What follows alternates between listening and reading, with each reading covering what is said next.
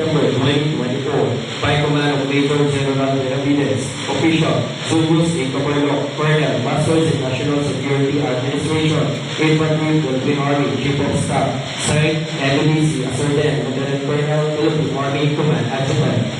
The certificates of graduation will be received in bulk by the class president of the Candidate Soldier Course, Class 793-2024. Candidate Soldier John Patrick R. Mamawag, Philippine Army. Hindi pala, parang hindi si George yun.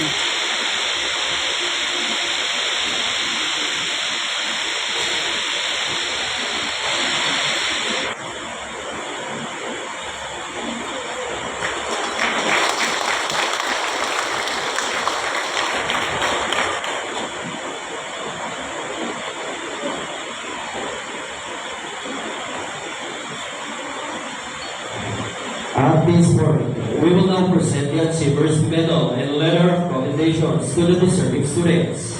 For graduating number 3, with a general average of 92.61%, the Achievers Medal and Letter of Commendation is hereby awarded to Candidate Soldier Zonel A. Morado, Philippine Army.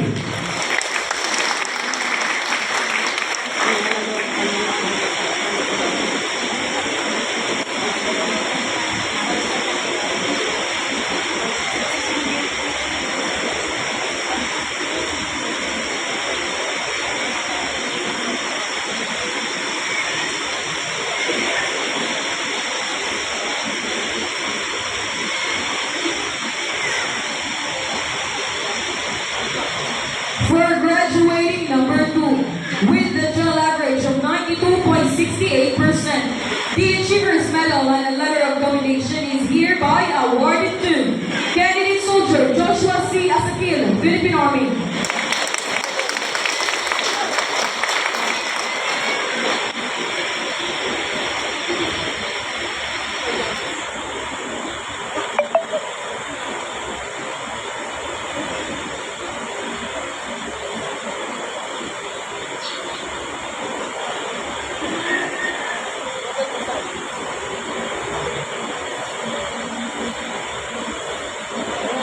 And for graduating number 1, with a general average of 92.77%, the Achievers Medal and Letter of Commendation is hereby awarded to Candidate Soldier Mark Kinal, Philippine Army.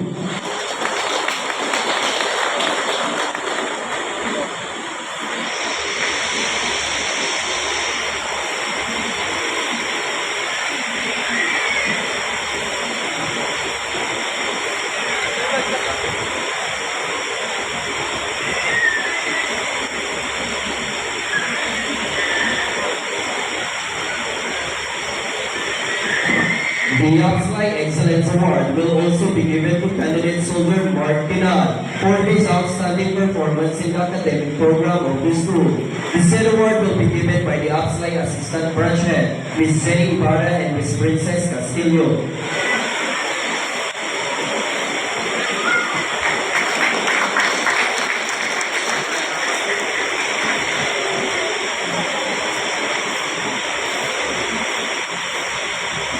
Si George ata yung kasali siya. Si George, ayun na, si Pudol, pangalawa.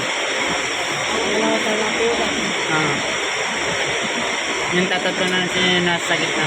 Thank you, sirs. You may now be seated.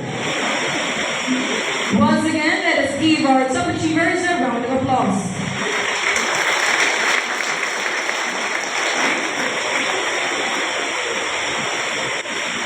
At this juncture, we will have an Honor Graduate Award to be given by our guest of honor and speaker, Brigadier General Joseph Norman D. Pasamonte, to be assisted by Major General Danilo D. Benavides, with Colonel Jocales and Colonel Gordito A. Limit.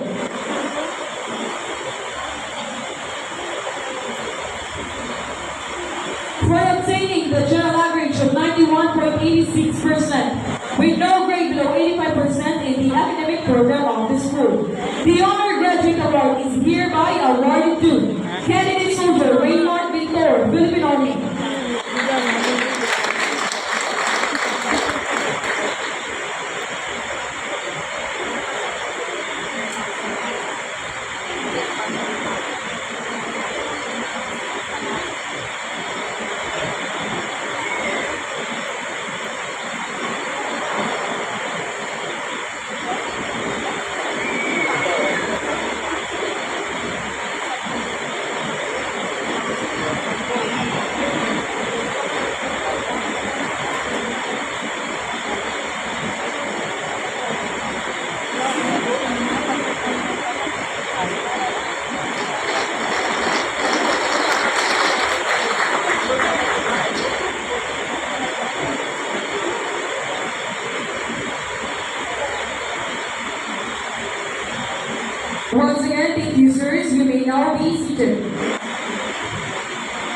At this juncture, we will now present the award to the students who take the highest rating in the physical fitness test.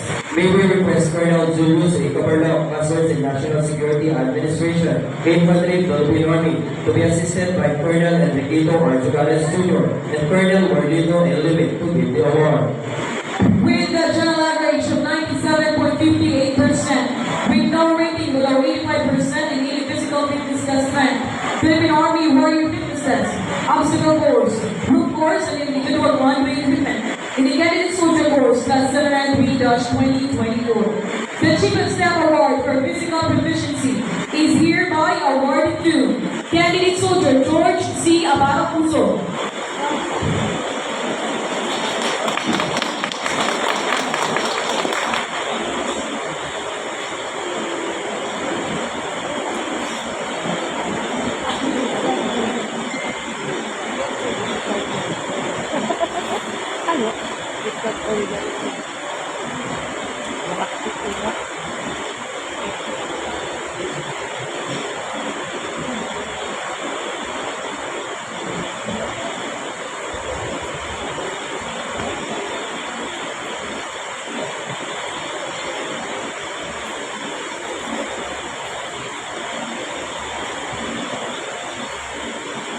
Thank you, sirs. You may now be seated.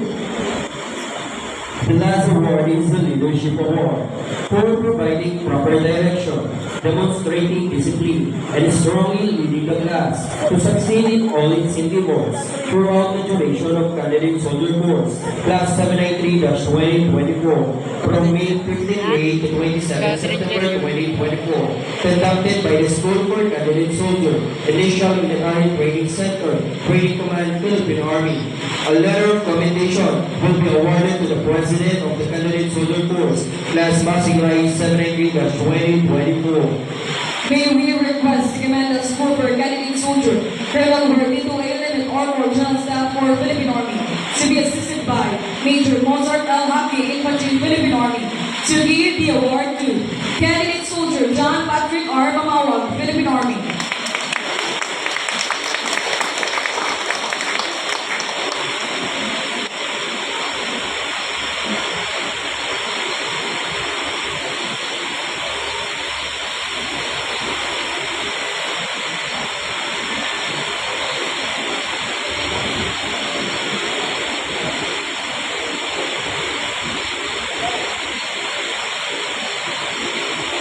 Thank you, sirs. You may now be seated.